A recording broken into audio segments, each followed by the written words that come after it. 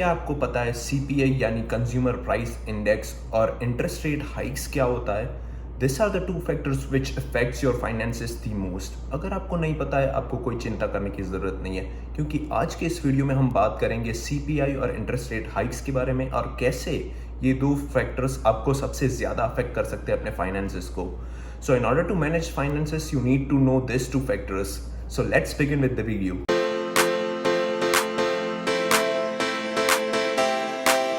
Hi friends, welcome back to my channel simplified life. मैं वैभव आप सबका बहुत स्वागत करता हूं और आशा करता हूं कि आप सब बहुत अच्छे होंगे। So let's jump into the video. So आज का हमारा सबसे पहला फैक्टर है वो है CPI, consumer price index. Consumer price index basically एक इंडेक्स होता है जो कि इन्फ्लेशन को मेजर करता है। अब इन्फ्लेशन क्या होता है? इन्फ्लेशन यानी महंगाई यानी इन्फ्लेशन को हम परसेंटेज में मेजर करते हैं। So let's understand this with an example. समझ लो कि अगर सीपीआई यानी कि इन्फ्लेशन 5% से बढ़ गई है, यानी कि जो चीज़ आप पिछले साल $100 में खरीद पा रहे हो, इस साल आपको वही चीज़ खरीदने के लिए $105 खर्च करने पड़ेंगे। यानी कि आपको $5 एक्स्ट्रा खर्च करने पड़ रहे हैं वही सेम चीज़ को खरीदने के लिए। तो इसका मतलब ये हुआ कि it is more beneficial for us कि इन्फ्लेशन रेट कम रहे और नेगेटिव में रहे। अगर नेगेटिव में रहा यानी कि अपने को वही चीज़ खरीदने के लिए कम पैसे खर्च करने पड़ेंगे। But right now the scenario is totally different. So now let's jump onto the data. As per recent data of May 2022, in USA the CPI index was at 8.6%. So आपको कैसे पता चलेगा कि ये ज़्यादा है या कम है? So let's compare it with January 2021 data. In January 2021, the inflation CPI was at 1.4%. जी हाँ guys. And the average number of total historical data is about 2 to 3%. तो आप इमेजिन कर सकते हो कि 8.6% कितना ज़्यादा है। However, this is not the data for all the goods and services. So let's consider here on a student perspective कि आपको कितना ज़्यादा अफेक्ट कर सकता है ये। Now, in order to understand this, let's understand students' expenses first. First and foremost, student का सबसे ज़्यादा expense जाता है rent पे, जो कि होता है 30 to 40% of their total expense. Second of all होता है grocery का expense, जो कि vary करता है anywhere from 10 to 15%.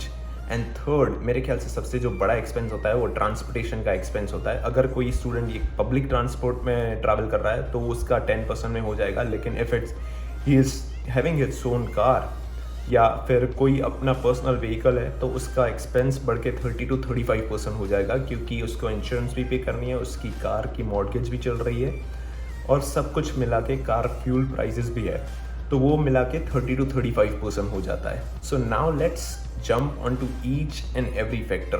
सो सबसे पहला आता है grocery. So as per the data, the CPI index for grocery, that means vegetables and fruits, has jumped to 9.7%. यानी कि आपको अगर लास्ट ईयर सेम चीज़ खरीदने के लिए $100 की ग्रोसरी लगती थी तो इस साल आपको $110 की ग्रोसरी लग जाएंगी। ये आपको सुनने में छोटा लग रहा होगा, but trust me, it is going to make a huge snowball effect at the end of the year. अब जो सेकेंड एक्सपेंस आ रहा है वो है शेल्टर, यानी कि rental expense. So as per the data, the shelter cost has increased 7.4%. यानी कि if you were paying, let's say for an example, if you were paying $500 as a rent in last year, you need to pay $550 right now.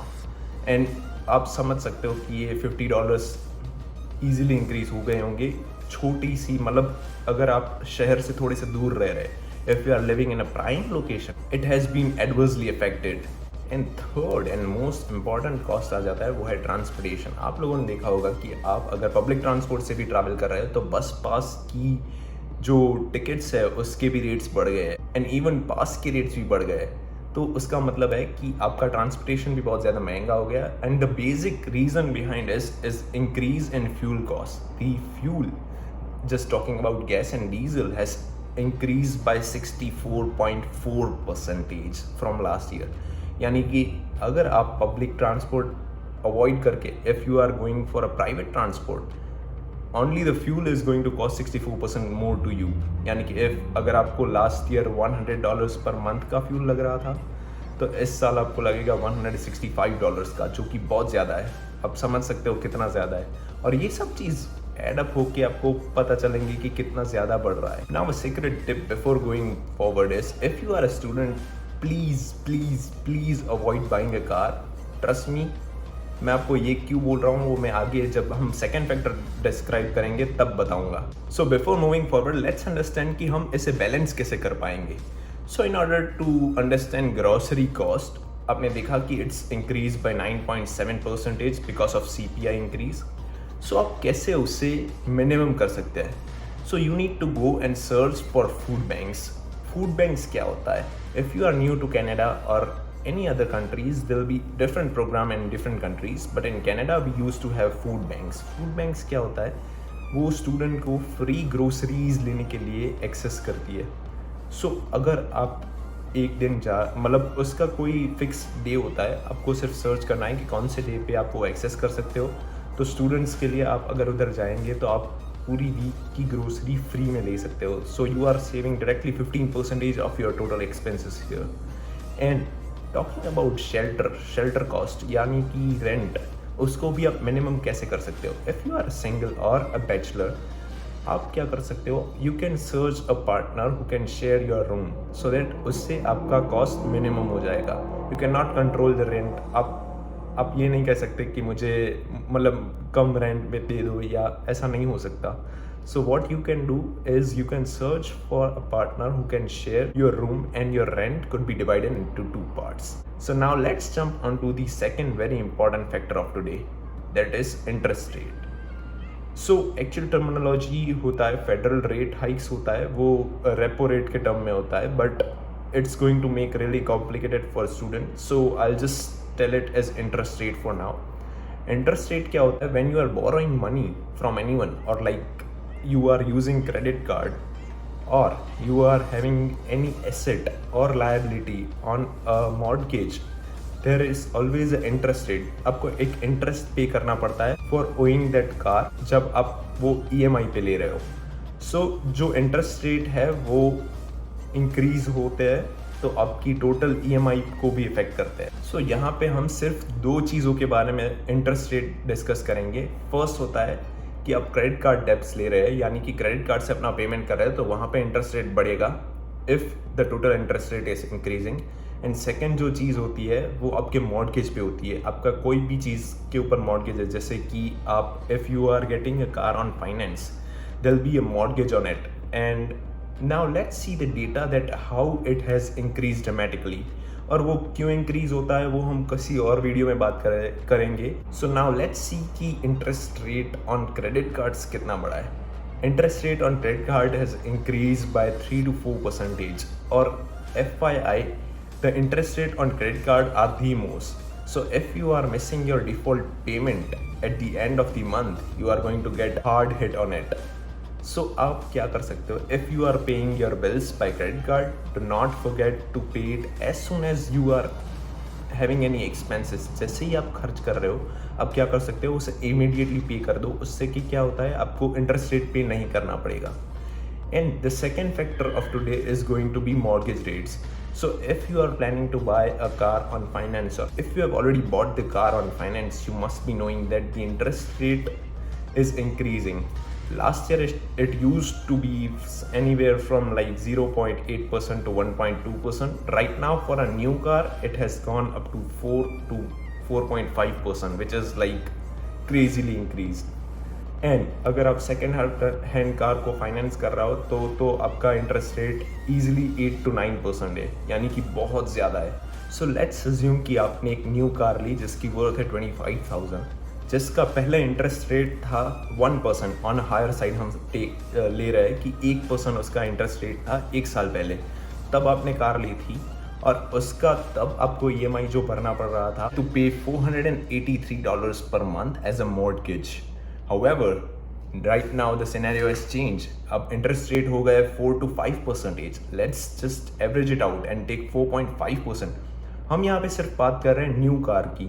तो if you are just going to buy a car for $25,000 worth for 5 years mortgage on 4.5%, right now it's going to cost you almost $527.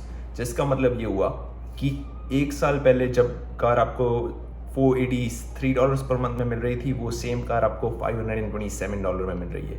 $50 per month का increase. अगर आप थोड़ा सा लंबा सोचे कि ये आप 60 मंथ्स के लिए ले रहे हो, जैसे कि मैंने बताया कि 5 इयर्स मॉर्गेज पे आप ले रहे हो, तो 60 into $50 my bad is going to be $3,000।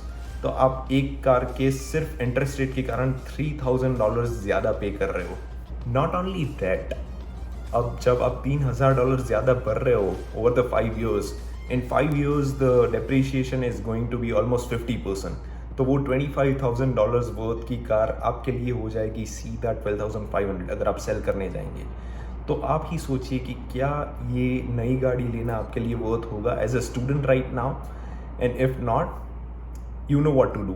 Second most important thing, आप फाइनेंस पे भी कार मत लीजिए गाइस। अगर आप if you are planning to get a second hand car for your work और फॉर स्कूल, अगर आप उसको फाइनेंस पे लेंगे तो उसके लिए भी आपको इंटरेस्ट रेट पे करना पड़ेगा 7%। जी हाँ, सेकेंड हैंड कार का इंटरेस्ट रेट बहुत ज़्यादा होता है।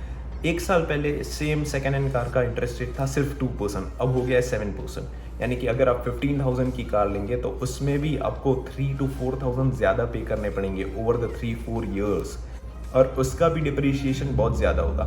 यानी कि अगर आप 2-3 साल यूज़ करने के बाद उसे बेच देंगे तो 15,000 plus 4,000 interest you are paying, that cost your car to 19,000। और अब जब उसे आप बेचेंगे, क्योंकि पुरानी कार में प्रॉब्लम्स भी ज़्यादा आएंगी जल्दी, सो अब आप उसे बेचेंगे तो आपकी वैल्यू हो जाएंगी 7,000 to 8,000 राइट नाउ।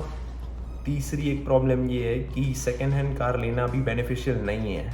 उसका रीज़न क्या है? कैसे ग्लोबली पूरे चिप शॉर्टेजेस चल रही है, जिसके कारण कार मैन्युफैक्चरर को बहुत प्रॉब्लम हो रही है नई कार बनाने में, और इसके कारण डिमांड बहुत ज़्यादा है और सप्लाई बहुत कम होने के कारण कार की डिमांड बढ़ने से जो सेकेंड हैंड कार होती है जो कि मार्केट में ऑलरेडी एग्जिस्ट कर रही है उसकी वैल्यू बढ़ जाती है, क्योंकि नंबर ऑफ कार लिमिटेड है, नई कार आ नहीं रही है। जिसको कार चाहिए वो ऑब्वियसली प्रीमियम प्राइस पे करके ये कार लेगा।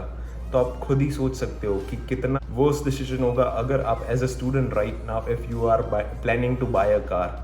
सो my advice to you would be, please do not buy a car and either go for a public transport, या फिर आपकी कोई दोस्त है या फिर आपके रिलेटिव्स है, उसको आप बोल सकते हो कि आपको पिक और ड्रॉप कर दे अगर आपका ऑनलाइन कोर्स है और आपको बहुत ही लेस फ्रीक्वेंटली कम्यूट करना है।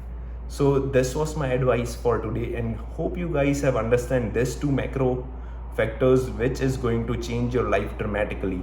I hope you guys liked the video, and if you really enjoyed the video, please don't forget to hit that like button. और आप मेरी चैनल को सब्सक्राइब भी कर सकते हो, जिससे कि आपके पास मैं ऐसे ही बहुत अच्छे बढ़िया वीडियोस लेके आ सकता। So I hope you guys understand कि क्यों मैंने आपको पहले कहा था कि please don't buy a new car और a old car right now. मैं आशा करता हूँ कि आपको ये वीडियो अच्छा लगा हो, and I hope the value has been added, and I will see you in the next video.